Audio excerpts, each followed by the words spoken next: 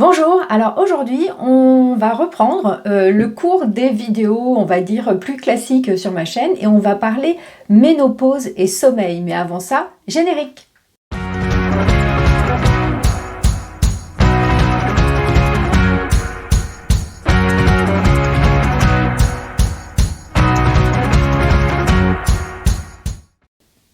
Alors oui, le problème du sommeil pendant la ménopause, c'est un problème crucial que toutes les femmes ménopausées ou en périménopause connaissent, où en fait on a le sommeil qui est complètement désorganisé.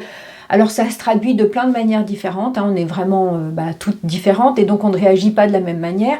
Alors moi j'ai un passé de, on va dire, avec des troubles du sommeil assez importants tout au long de ma vie. Alors il y a eu des périodes où ça allait très bien, puis il y a des périodes où ça allait pas bien, enfin bon bref.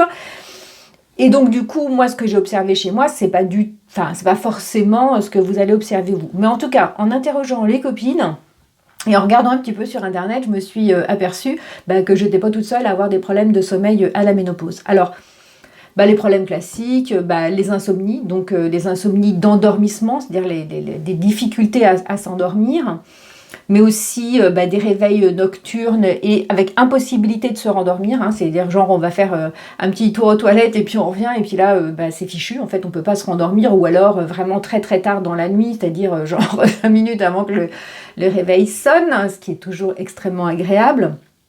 Donc du coup, c'est pas étonnant qu'après, dans la journée, on se sente complètement flagada, qu'on n'aille pas bien, qu'on ait l'impression de moins bien encoder les informations, qu'on est un petit peu dans le brouillard, qu'on ait des troubles de l'humeur, etc.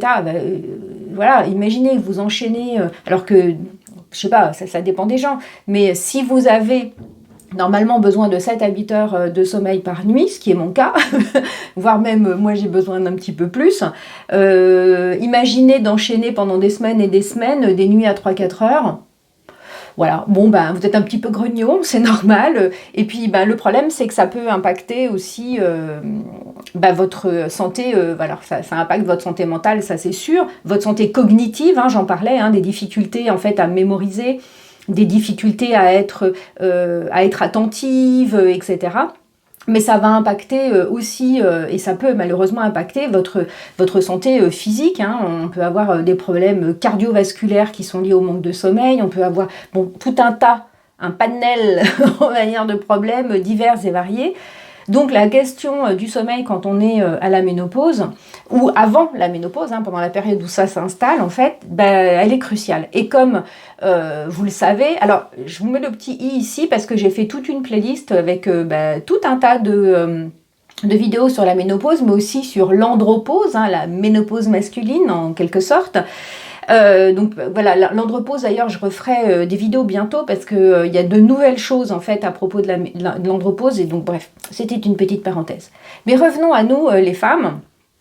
En fait, et à nos problèmes de sommeil donc c'est important de prendre en compte ces problèmes de sommeil. Il ne faut pas se dire ça va passer, etc. Parce que comme je le disais dans une des vidéos, la médiane des troubles de la ménopause, c'est 7 ans. Médiane, ça veut dire qu'il y a la moitié des femmes, en fait, la moitié des femmes qui ont des troubles de la ménopause qui sont inférieurs à 7 ans. Et là, bravo, hein, je veux dire, bravo, vous n'y êtes pour rien. Mais disons, c'est super pour vous. Et puis, il y a la moitié dont je fais partie, l'autre moitié, qui ont des symptômes liés à la ménopause qui durent plus de 7 ans. Alors, quand je dis symptômes liés à la ménopause, c'est des troubles, en fait, qui commencent avant d'être en ménopause et qui se termine bien après que la ménopause se soit installée. Donc on va parler du sommeil et j'aimerais parler de 6 pistes, enfin discuter 6 pistes qu'on trouve habituellement quand on regarde un peu sur internet sur le sommeil et la ménopause. Et du coup il y a des pistes moi que j'ai testées, donc je vais pouvoir vous donner mon avis, mais en ce qui me concerne moi, mais voilà, si ça a fonctionné avec moi, ça fonctionnera peut-être pas avec vous. Et si ça n'a pas fonctionné avec moi, ça fonctionnera peut-être pour vous. Donc en fait, c'est vraiment des pistes et peut-être ça va vous donner des idées pour régler ce problème qui est, je le rappelle, qui est un problème qui est très important en fait et qu'il faut traiter parce que quand on manque de sommeil, de manière chronique, hein, pas 3 jours d'affilée, mais de manière chronique, ça a vraiment des impacts, comme je vous le disais, sur la santé psychologique, sur la santé cognitive, mais aussi sur la santé physique. Donc on y va. Alors comme d'habitude, hein, j'ai mes petites notes. Alors, première piste de solution, c'est, on va dire, d'améliorer les habitudes de sommeil. Alors, c'est-à-dire, en gros, d'avoir une routine de sommeil qui soit toujours la même, etc. Alors, bon, j'allais dire, c'est plus facile à dire qu'à faire. Bon, alors, on va dire les conseils de bon sens. Bon, d'abord, on évite les activités, évidemment, stimulantes le soir, les écrans, le sport, enfin le sport, pas tous les sports, hein, mais le sport d'alerte, en fait. Vous voyez, vous devez rester sur vos gardes, etc. Tout ce qui est sport d'endurance, c'est pas du tout la même chose. Mais tout ce qui nécessite, je sais pas, que vous attrapiez un ballon, que voilà, il y a des choses comme ça de réaction, évidemment, c'est des sports qui vont stimuler, en fait, vos systèmes d'alerte. Donc, non, il faut absolument éviter ce genre de sport le soir. On évite les écrans. Bon, moi, j'évite pas les écrans, mais enfin, bon, bref, ça dépend de vos routines, puis ça dépend des écrans, puis ça dépend de ce qu'on y fait sur les écrans. Donc, il y a plein de différences. On vous dit aussi souvent d'éviter la nourriture un peu lourde le soir. Et dans mon cas, c'est exactement le contraire. Donc, vous voyez, si vous mangez trop peu aussi chez certaines personnes, ce qui est mon cas, c'est pas forcément votre cas, hein, parce qu'on a des métabolismes qui sont différents. Et le sacro-saint, il faut manger beaucoup le matin, un peu moins le midi et très peu le soir, ça fonctionne pour des tas de gens et ça fonctionne pas pour des tas de gens aussi. Donc, et moi, je fais partie des gens pour lesquels ça ne fonctionne pas du tout. Et ça fait 30 ans que je ne mange pas le matin, que je mange modérément le midi et beaucoup le soir. Parce qu'en fait, moi, quand je mange bien le soir, ça favorise mon endormissement. Si je mange pas assez, mais en fait, mon organisme, il va, vous voyez, il est en alerte cette fois-ci, et il a faim, et du coup, ça gêne mon endormissement. Donc, vous voyez, en fait, les conseils qu'on vous donne sur le net, c'est, en gros, on donne la même chose à tout le monde, vous voyez, et non, en fait, vous n'êtes pas tout le monde, vous êtes très différents. Donc, il faut trouver vos propres routines d'endormissement. Alors ça, c'est une chose. Mais avec la ménopause, en fait, la routine d'endormissement, elle peut ne plus fonctionner. Moi, la mienne, elle était jusqu'ici, elle fonctionnait à peu près. Sauf que dorénavant, dès que je sens le sommeil tomber, voilà, je suis dans mon lit, etc., je commence à, voilà, je suis devant mon bouquin et je commence à avoir envie de dormir. Pouf, comme d'habitude, je ferme le livre et puis j'essaye de m'endormir. Sauf qu'en fait, dès que je m'allonge, j'ai une énorme bouffée de chaleur. Et ça, mais c'est genre 3 ou 4 minutes après m'être allongée et commencer à m'assoupir, j'ai une énorme bouffée de chaleur. Et donc cette bouffée de chaleur, elle me réveille, puisqu'elle est couplée à un mécanisme d'alerte, en fait, qui, vous voyez, qui fonctionne un petit peu comme quand on a peur, en fait, et qui met en jeu, en fait, les mêmes circuits, les circuits de la peur, les circuits de l'alerte, hein, qui sont très connus, adrénaline, cortisol, etc. Donc du coup, ça... L'adrénaline et le cortisol, ce sont des hormones, des neurotransmetteurs ou des hormones qui contrarient évidemment l'endormissement, puisque ce sont des substances d'éveil et d'alerte. Donc du coup, tous les soirs, j'ai un phénomène de, en fait, j'arrive pas à m'endormir tout de suite. Donc parfois j'attends tranquillement et puis ça passe et puis j'arrive à m'endormir, et parfois je suis obligée de faire un deuxième tour de routine avec un bouquin, machin, etc. Donc il y a des jours où ça marche et il y a des jours où ça marche pas. Les réveils nocturnes. Alors, si vous avez en plus des sueurs nocturnes, vous allez vous réveiller en pleine nuit, plusieurs fois par nuit, complètement trempé. Alors, quand je dis trempé, c'est trempé, hein, c'est pas j'ai un peu chaud. Non, vous êtes complètement trempé. Donc en hiver, vous pouvez faire en sorte de ne pas mettre de chauffage dans votre chambre, par exemple. Bon, à part si vous dormez avec quelqu'un qui est frileux, ou là, ça va poser un petit problème. Mais l'été, par exemple, quand il fait très chaud, là, c'est très, très compliqué. Et donc, il y a le côté sueur nocturne, mais il y a aussi le côté bouffée de chaleur avec sensation d'alerte, là, dont je parlais tout de suite, qui peut arriver à n'importe quel moment de la nuit. Donc quand ça arrive, en tout cas, moi je le sais que dans mon cas, je vais avoir des bouffées comme ça qui vont s'enchaîner pendant 10, 15, 20, 30, 1 heure, des fois, ça dure des fois 1 heure, et donc la seule solution que j'ai trouvée, c'est de reprendre un bouquin, etc. Ce qui fait que, le problème, c'est que ça arrive des fois à 4 heures du matin. Et de 4 heures du matin jusqu'à des fois 5h30, 6h, 6h30, je ne peux pas m'endormir. Je ne réussis pas à me rendormir. Mon corps, il est... ma tête, mon corps, c'est comme si j'étais en pleine journée. Donc, agir sur son mode de vie, c'est compliqué. Moi, la seule chose que j'ai trouvée, et évidemment, ce que je vais vous dire, ce n'est pas du tout adaptable au plus grand nombre, puisqu'on est dans des situations totalement différentes les unes et les autres. Moi, la solution que j'ai trouvée, c'est que, d'abord, j'étais à mon compte, et donc ça me permettait de me lever à l'heure, naturellement à l'heure à laquelle je me levais. Donc en fait, si je ne dors pas de 4h à 6h30, tant pis, je me rendors à 6h30, puis je me lève vers 9h30, vers 10h, etc. pour avoir mon compte de sommeil. Et puis là, je suis de nouveau salariée. Alors moi, j'ai eu beaucoup de chance, puisque j'ai pu négocier avec mon employeur de prendre à 10h le matin, au lieu de prendre à 8h, 8h30, comme les autres, comme les autres personnes de mon équipe. Donc je prends à 10h. Ce qui fait que du coup, et en plus, je ne travaille pas tous les jours, puisque je suis à mi-temps. En fait, je travaille que 18 heures par semaine sur 3 jours. Donc ça me permet finalement quand j'ai ces mauvaises nuits, parce que des fois j'ai des bonnes nuits, mais quand j'ai ces mauvaises nuits, je peux rattraper sur les jours où je ne suis pas obligée de me lever, en fait, je peux plus ou moins rattraper ma dette de sommeil. Mais j'ai bien conscience qu'en fait, cette solution n'est pas du tout adaptable au plus grand nombre, puisque si vous avez un travail salarié et que vous ne pouvez pas négocier vos horaires de travail, malheureusement, voilà. Donc c'est pour ça que peut-être il y a d'autres pistes qui pourraient être intéressantes pour vous. Première piste, déjà, c'est un petit peu long, mais bon. Deuxième piste, alors, je disais que l'exercice, le sport le sport d'alerte, en fait, était pas très bon avant de se coucher. Mais par contre, j'ai remarqué que faire de l'exercice régulièrement dans la semaine, ça améliorait mon sommeil.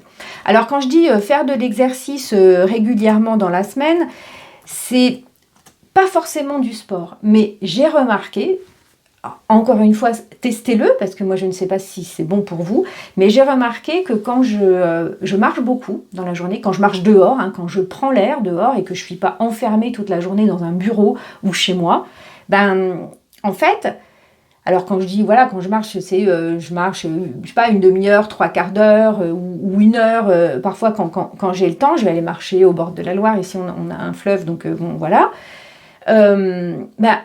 Alors peut-être pas tout de suite, mais en tout cas je le sais que quand je le fais régulièrement, je suis dans des phases, dans des périodes où mon sommeil fonctionne à peu près bien. Alors fonctionne à peu près bien, ça veut dire que j'ai moins de difficultés d'endormissement et moins de réveils nocturnes. Mais c'est pas une règle. Donc l'exercice physique, oui, mais alors vraiment c'est de l'exercice physique modéré. Vous voyez, moi c'est de la marche, alors même si c'est de la marche rapide, c'est quand même, c'est pas, je cours pas. Vous voyez, voilà. Mais vous, si vous avez envie de courir, et si vous avez envie de faire n'importe quel sport, faites-le. Bon, il se trouve que moi j'ai repris le sport, mais je fais de la musculation, un peu d'haltérophilie même, voilà, et du yoga. Et à vrai dire, les jours où je fais de la musculation, les jours où je fais du yoga, il n'y a pas de différence du tout sur mon sommeil. C'est pas direct en fait. Par contre, j'ai remarqué vraiment que la marche en plein air, vraiment en plein air, prendre l'air, voir de la nature, etc. Ça, je pense que c'est quelque chose à creuser, éventuellement essayer si jamais vous... Alors moi j'habite en ville, donc vous voyez, je vais pas dans les bois forcément, alors quand je peux j'y vais, mais si vous avez un fleuve, se balader mais autrement des fois je fais des très très très grandes balades en ville, alors je découvre des petites rues que je connaissais pas du tout, je me perds même dans une ville que je connais très bien, donc du coup, voilà, je sais que ça améliore en tout cas mon sommeil sur le long terme. Alors, troisième piste, on vous dit souvent sur Internet de faire de la relaxation, de la méditation, etc. Et je pense effectivement sur le long terme, donc c'est pareil, c'est pas direct. C'est pas parce que vous avez fait de la relaxation un jour que le soir vous allez bien dormir, que vous allez... Alors peut-être c'est le cas. Mais c'est pas automatique. Vous voyez, c'est pas parce que vous avez fait une séance de méditation que vous allez bien dormir. La preuve, c'est que moi j'ai fait de la méditation tous les jours, hein, depuis que je suis rentrée du Mexique. Bon, avant j'en faisais tous les jours aussi, mais au Mexique c'était compliqué. Donc depuis que je suis rentrée, j'ai repris mon habitude de faire de la méditation tous les matins. Donc tous les matins je fais ma séance de méditation. Et voilà, il y a des jours je dors pas, des jours je dors bien, etc. Donc bon. Il y a quelque chose qui améliore et que je vous conseille vraiment, cherchez sur internet et puis je crois que j'ai fait je vais vous le mettre je sais pas si je l'ai fait cet article-là, enfin bon bref, cherchez un truc qui s'appelle la cohérence cardiaque. Alors il y a des applis sur le téléphone pour le faire, c'est vraiment, alors ça fonctionne bien, mais attention, hein, la cohérence cardiaque, c'est pas en faisant ça le soir, parce qu'un soir vous n'arrivez pas à dormir, paf, vous faites une séance de cohérence cardiaque et paf, vous allez vous endormir d'un coup. Pas du tout comme ça que ça fonctionne. Non, la cohérence cardiaque, il faut en faire plusieurs séquences dans la journée, au moins 3, donc 3 fois 5 minutes, et pareil, sur du long terme, de manière à, j'allais dire, abaisser votre stress de base pour favoriser l'endormissement. Mais est-ce que ça empêche les réveils nocturnes, les sueurs, etc. Je ne suis pas du tout convaincue. Donc voilà, je suis désolée, hein, mais comme je vous l'ai dit, je discute les pistes qu'on vous dit, parce qu'en fait, pourquoi j'ai choisi de le faire comme ça, cette vidéo? Parce que je me suis aperçue qu'en fait, il y a beaucoup de culpabilité. Si par exemple on dit faut faire ci, faut faire ça, oui, les gens qui n'ont pas de problème de sommeil, ils n'ont pas de problème de sommeil, donc ils vous disent faut dormir. Quel bon conseil. Oui, j'aimerais beaucoup dormir. Donc en fait, et après on va lire des trucs sur internet, on va se dire ouais, mais c'est qu'en fait j'ai pas bien fait, etc. Mais non, c'est peut-être que votre corps ne réagit pas à ce moment-là, donc c'est compliqué, c'est très très compliqué le sommeil à la ménopause, et vraiment je le vis moi, donc je sais que c'est compliqué, mais comment vous dire, ceux qui ne le vivent pas, alors il y a des fois ils ont des bons conseils, mais on a tendance à culpabiliser ou à se faire culpabiliser comme si c'était de notre faute, quoi, en gros. Et c'est pas de votre faute. C'est pas de votre faute si vous dormez mal. Vous n'avez pas forcément de mauvaises habitudes d'endormissement, vous n'avez pas forcément de mauvaises habitudes alimentaires, etc. C'est pas forcément ça. Il faut savoir vraiment que c'est le festival des hormones, hein, en ce moment dans votre corps, quoi. Tout doit se recaler, donc ça met des fois très longtemps, comme je vous le disais, des fois ça peut mettre 15 ans à se recaler. 15, 17 ans, il y a des gens, ça dure très très longtemps. Donc voilà les pistes. Donc je voulais faire ça pour vous dire, oui, les pistes qu'on vous donne, testez-les, mais surtout, voilà, si ça fonctionne pas, ne pensez pas, c'est que je suis nulle, je fais pas bien, etc. Non, faites ce que vous pouvez. Voilà, on fait tout ce qu'on peut. Quatrième piste, alors, on lit d'utiliser le traitement hormonal substitutif, le THS. Et moi, alors je vous ai mis, je sais pas si j'avais fait une vidéo là-dessus, mais en tout cas, oui. À propos de la sécheresse vaginale qui peut arriver quand on est en ménopause, il y a un truc, c'est qu'en fait, moi, je refuse de prendre un traitement hormonal substitutif parce que ça ne me paraît pas, en tout cas dans ma situation, la bonne solution. Il faut savoir qu'il faut le prendre peu de temps. Alors, évidemment, le THS se prend toujours, mais alors toujours sur les conseils et sur la prescription d'un médecin et d'un médecin gynécologue, s'il vous plaît, pas d'un médecin généraliste. Alors c'est pas qu'ils sont nuls, hein, c'est qu'en fait c'est pas leur job. Et surtout ça se prend sur des temps courts. Maintenant, donc, évidemment c'est pour éviter tous les problèmes qu'il y a pu y avoir au début en fait du lancement de ce genre de molécules, puisque il y a quand même beaucoup de femmes aux États-Unis, mais aussi en France, qui ont développé des cancers du sein qui étaient liés à la prise de traitement hormonal substitutif. Hein, parce que c'est pas anodin de prendre un traitement hormonal. Hein. D'ailleurs, si vous avez pris la pilule, vous le savez, c'est pas anodin du tout. Toutes les femmes qui ont pris la pilule à un moment donné, alors, si vous avez eu beaucoup de chance, vous n'avez eu aucun problème, voilà. Et puis, si vous êtes, j'allais dire, dans la grande masse des femmes, voilà, vous avez eu par moment donné, à certains moments en fait, des troubles qui étaient liés à la prise de la pilule, hein, que ce soit des mastoses, des choses, voilà, des kystes aux ovaires, des machins, etc. Donc, Alors je dis pas que les kystes sont liés à la pilule, hein, parce que je le sais pas. Mais en tout cas, ça peut arriver et on peut se poser la question de savoir si c'est lié à la pilule ou pas. En tout cas, lié à la prise d'hormones. Dans mon cas, moi, je ne veux pas prendre de THS puisque, a priori, je fais partie des femmes qui vont avoir des troubles liés à la ménopause très longs. Et comme on prend le THS sur des temps courts, en fait, en tout cas en France, pour éviter les problèmes de cancer du sein, et bien en fait, qu'est-ce qui se passe quand vous arrêtez le THS? Eh bien, les symptômes reviennent. Voilà, les troubles reviennent. Et donc, que vous dire? J'aime autant que ça m'arrive maintenant que dans peut-être 10 ou 15 ans, alors que physiquement, je ne serais peut-être plus en capacité d'absorber ce genre de troubles et que ça aura un impact sur mon bien-être, un impact sur ma qualité de vie qui sera sans doute bien pire que ce qu'il est pour l'instant. Donc, c'est pour ça que je fais ce choix-là. Mais, je ne dis pas que c'est le bon choix. Parce que en discutant avec votre gynéco, il ou elle va vous orienter vers la meilleure solution pour vous. Parce que peut-être que vous faites partie des femmes qui ont une durée de trouble de la ménopause qui sera sans doute pas très longue, et que par exemple vous avez un boulot qui vous oblige à vous lever tous les matins, que vous avez plein d'autres, il y a un contexte qui fait que dans votre cas, le traitement hormonal substitutif, c'est la solution. Je veux dire, c'est très bien.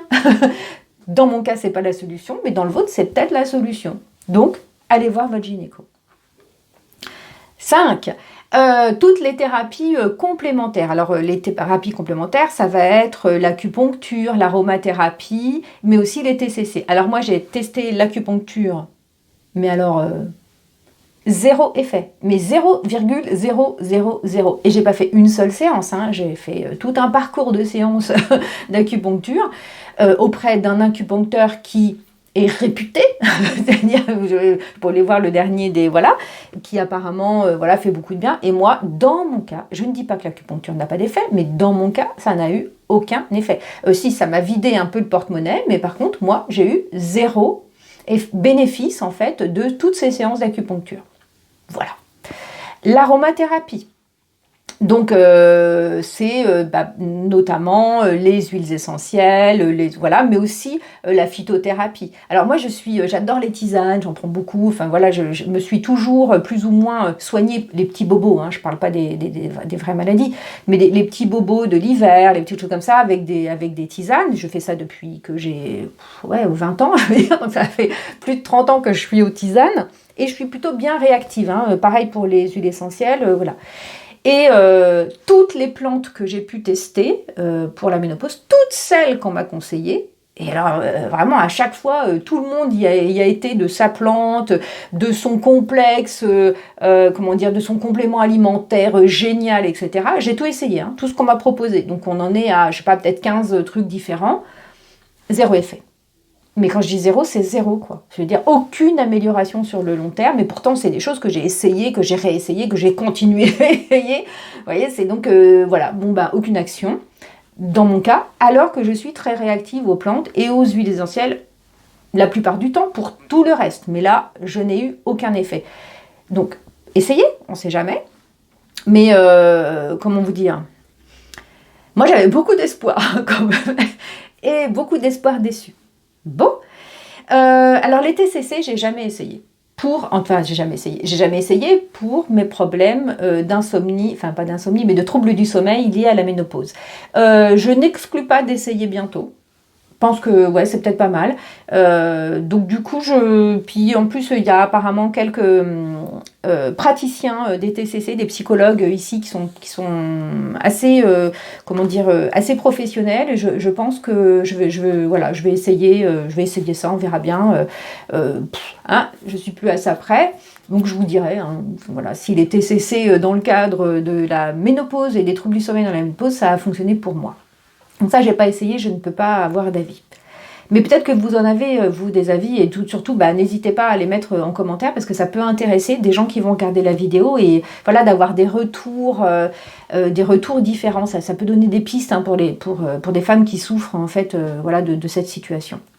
Et dernière piste, En fait, donc j'ai commencé à parler des compléments alimentaires, tout ce qui est aussi suppléments à base de mélatonine, de trucs comme ça, qui ne sont pas des plantes en fait. Alors la mélatonine, j'avais essayé pour les troubles liés à la ménopause et ça n'avait pas du tout fonctionné. J'avais acheté de la ménopause, n'importe quoi, de la mélatonine du commerce, enfin qu'on trouve, vous savez, dans les parapharmacies, etc. Et en fait, ça n'avait pas du tout fonctionné. Enfin, pas du tout. Et pourtant, je l'avais pris assez longuement. Et quand je suis revenue du Mexique, j'avais vraiment, enfin c'était pas lié au trouble au trouble de la ménopause, hein, c'était lié au jet lag et puis vraiment j'ai beaucoup de difficultés à retrouver un sommeil à peu près correct. Enfin c'était du grand n'importe quoi, j'étais totalement déphasée, je dormais pas du tout de la nuit, j'arrivais à dormir 3 heures dans la journée, enfin moi j'étais dans un état mais j'étais complètement décalquée, ça a duré quand même plusieurs jours. Et là mon médecin en fait m'a prescrit de la mélatonine mais à des dosages qui sont des dosages thérapeutiques qu'on peut pas, enfin voilà c'est un dosage qu'on peut pas avoir sans ordonnance. Et là en fait, ça a extrêmement bien fonctionné. Ça a recalé en fait mon horloge sur l'horloge, enfin mon horloge biologique sur l'horloge française. Parce que oui, en fait, quand je suis allée au Mexique, pour les gens qui ne savent pas, je suis pas restée 1 semaine ou 2, je suis restée 3 mois. Donc en fait, du coup, mon horloge biologique, elle s'était complètement recalée sur sur l'horaire mexicain, hein, donc c'était pas du tout, ça n'avait rien à voir avec l'horaire français. Donc je pense que c'est pour ça que j'ai eu des grosses difficultés à retrouver en fait un sommeil normal. Et donc là, la mélatonine à dose, j'allais dire médicale et pas à dose qu'on trouve et ben ça a bien fonctionné pour ces troubles-là du sommeil. Mais vous voyez, sur le long terme, les troubles du sommeil liés à la ménopause sont revenus. Donc, en conclusion, parce que on est à 26 minutes de vidéo déjà. 1, on est toutes différentes, donc testez des choses. 2, si vous voulez tester des approches avec des médicaments, avec des huiles essentielles, avec tout ça, machin, avec des hormones, allez voir un médecin. Un médecin, alors généraliste pour tout ce qui n'a rien à voir avec les hormones, et un gynéco. C'est très très important. Allez voir un gynéco, une sage-femme, je sais pas, quelqu'un qui s'y connaît en fait, et ne prenez pas n'importe quoi que vous allez trouver sur internet comme ça, parce que ça peut faire vraiment beaucoup plus de mal que de bien. Et si vous n'arrivez pas, et 3 ou 4, je sais plus, si vous n'arrivez pas à vous sortir de vos problèmes, en fait, c'est pas de votre faute. Vous n'y êtes pour rien avec ces problèmes de sommeil. Vous ne pouvez rien. La solution que moi j'ai trouvée, c'est d'organiser mon emploi du temps autour de cette question du sommeil. Et en vrai, il y a des jours comme cette nuit où j'ai extrêmement mal dormi. Mais je sais, parce que là je traverse une période de stress particulière, il y a des choses dans ma vie qui me font stresser et c'est normal. Voilà, on a toutes et tous dans la vie des moments stressants. Donc là, c'est le cas pour moi. Donc je sais que ce stress de base, qui est lié là en fait à des situations dans ma vie, fait que ça va dégrader encore plus mon sommeil. Et je sais qu'une fois que j'aurai passé le cap de ces problèmes, que ces problèmes seront réglés ou en cours de règlement, mon sommeil va aller un petit peu mieux, ça ne sera pas la panacée, qu'il y aura des nuits où je ne dormirai pas, où je dormirai que 3 heures, et puis des nuits où je vais faire des super, des super nuits de 8 ou 9 heures. Ah oui, puis j'ai oublié, moi je m'accorde parce que je peux, et c'est peut-être pas de votre cas, et je suis vraiment désolée pour vous, mais dès que je sens que j'ai envie de dormir dans la journée, bon à part quand je suis au boulot, quand je suis au boulot non, mais dès que je sens, et c'est ça, souvent ça arrive vers 4h30, 5h de l'après-midi quand j'ai envie de dormir, je m'allonge et je me fais une sieste. Alors souvent c'est des siestes d'un quart d'heure, 20 minutes, mais des fois je me fais des siestes d'1h30, 2 heures, et en vrai, ça ne m'empêche pas de me rendormir le soir. Vous voyez, donc on dit, oh, c'est plus vite, c'est trop tard. Non, tout ça dépend des gens. Ça dépend des gens. Donc voilà, toutes les choses qu'on vous dit qui s'appliquent à des personnes, ou soi-disant au plus grand nombre, ça ne s'applique pas forcément à vous, parce que votre corps, c'est votre corps. Il n'y en a qu'un seul comme ça, c'est le vôtre. Donc du coup, bon courage. Voilà. Moi je vous dis à très bientôt. Comme j'ai repris le cours des vidéos normales, la prochaine fois on parlera peut-être de ménopause, peut-être plus probablement d'andropause, on parlera peut-être de célibat, on parlera peut-être de reconversion professionnelle, on parlera peut-être de tout ça. Voilà, ben moi je vous dis à très bientôt. Salut!